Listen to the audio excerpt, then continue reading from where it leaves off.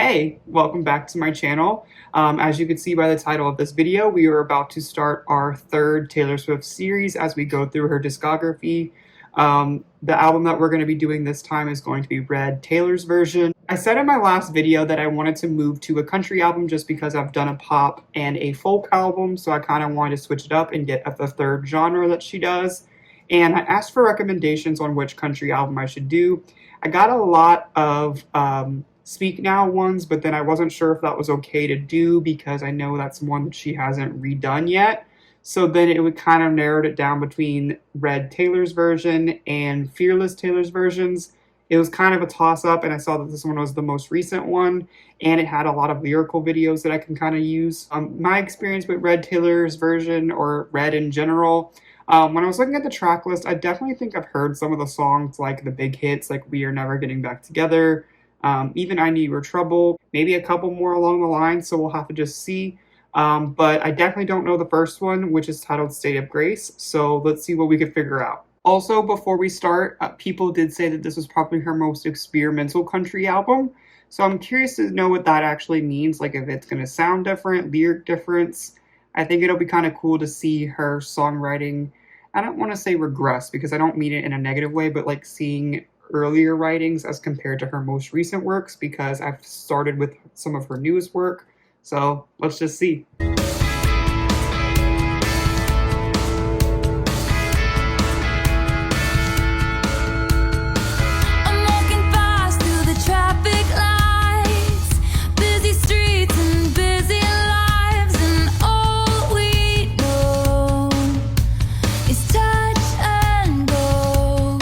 Okay, so the first thing I'll say is that it's kind of sounding like a little bit of pop rock, which is a genre that is very popular right now. So I wonder if, when this album came out, if the success of the pop rock era that we're in right now really had any effects on this song as compared to the original version. But let me read a couple of lyrics that I just heard. So it said, "I'm walking fast through the traffic lights, busy street and busy lives. All we know is touch and go." That kind of sounds exactly what it says, that maybe they're two very busy people and all they have time for is very quick interactions. They're not maybe making each other their priority. So maybe it's not a positive thing in this relationship, but we'll just have to keep listening.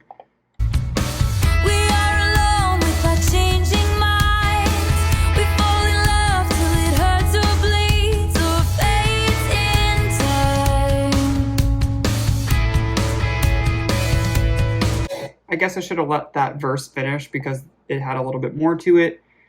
"We are alone with our changing minds. We fall in love till it hurts or bleeds or fades in time." Ooh, so that's already kind of deep in that sense where we are alone with our changing minds. That kind of makes me think that they love fast, blind, and quickly. Like they fall very fast for each other because it was just talking about busy street and busy lives. And then they love till it hurts or bleeds. They always say the things that happen the fastest are the things that burn out just as quickly. So maybe it was just saying this is kind of like a whirlwind of a relationship. But again, gotta keep listening. And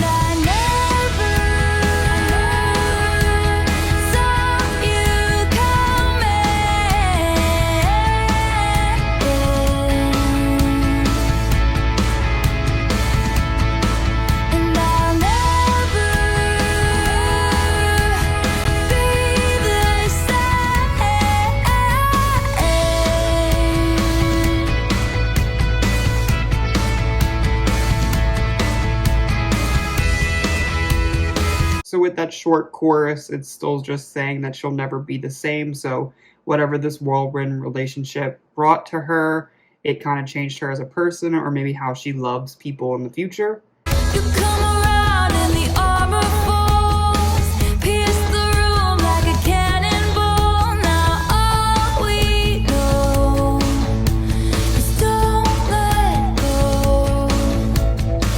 We are alone, just you and me.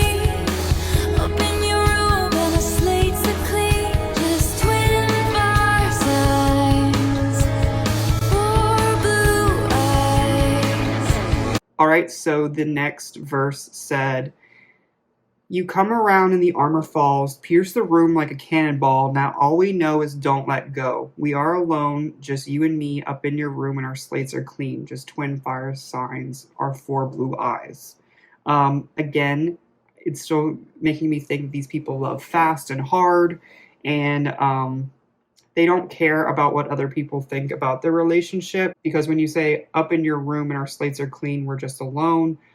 They don't care about the outside noise. And when it's just them, all of the negativity maybe fades away.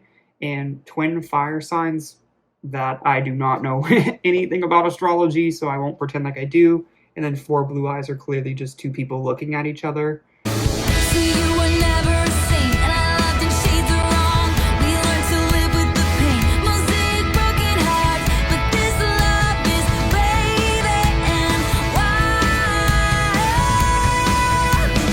See, I don't mean to knock other artists, but I literally just made a video on my channel that I don't know if it's gone up yet, but I did not have to stop every 2 seconds to read some lyrics because it was very to the point. Taylor Swift really just has a way of explaining things that is so poetic sometimes that it's just interesting to hear. So this one says, "So you were never a saint, and I loved in shades of wrong. We learned to live with the pain, mosaic broken hearts, but this love is wild, brave and wild."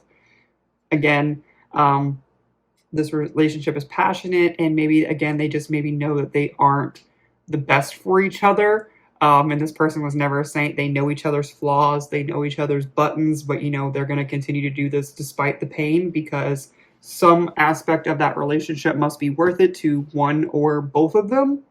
And I also think it's interesting that I don't think I've heard the word state of grace yet, because I was interested to see like what the title of the song might have meant.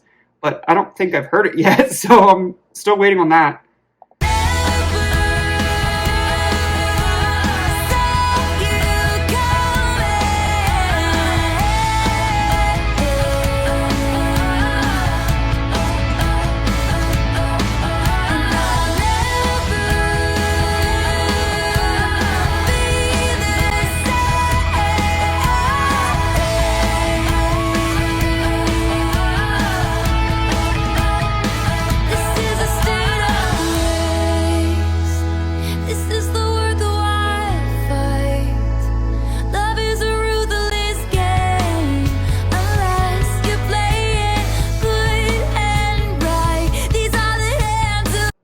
Okay, so I just said it and there it happened.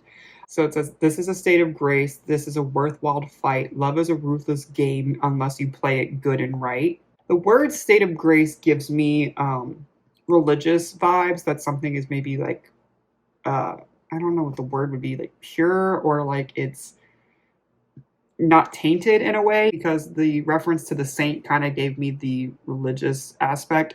But I'm not exactly sure what the title is trying to say. Maybe it's like their sacred place, something along those lines. And I really like the line, "Love is a ruthless game unless you play it good and right," because it just really says that the people that love correctly, fairly, without any strings attached, they do it because they actually are in love with that person. That's usually when you have the best relationships. And I think that's a really good message to come out of that.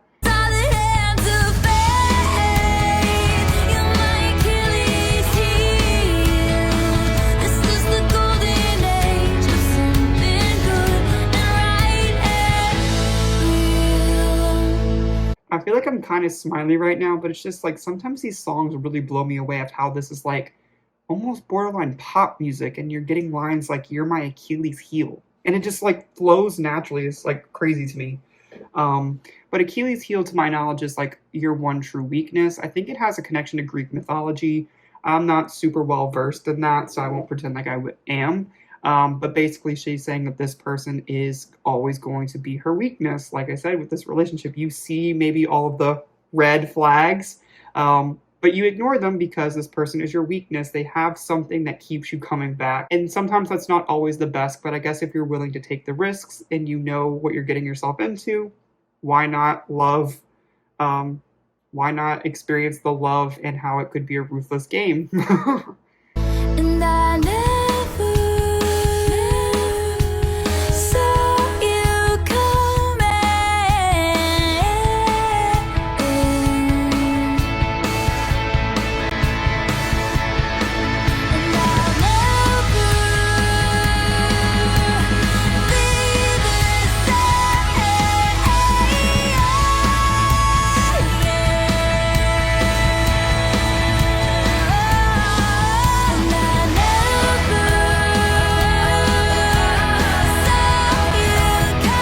so that was about the end of State of Grace Taylor's version. I really enjoyed this song because I really like a song that can make me think about what it's about.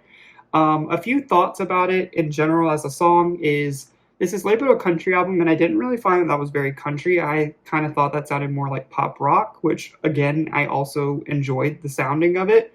I really appreciate real instruments, and that kind of sounded very natural instrument sounds, and I really think that's pretty cool considering a lot of music right now is synthetic or electronic. Even with Midnights, I found a lot of those songs were like electronic beats rather than any type of like instrument you can identify. But I am curious to know how different the original version sounds. So I won't play the whole song, but I might just go click on the original version just to see if I can notice any difference as someone who has listened to two albums now. But let's just look at that real quick.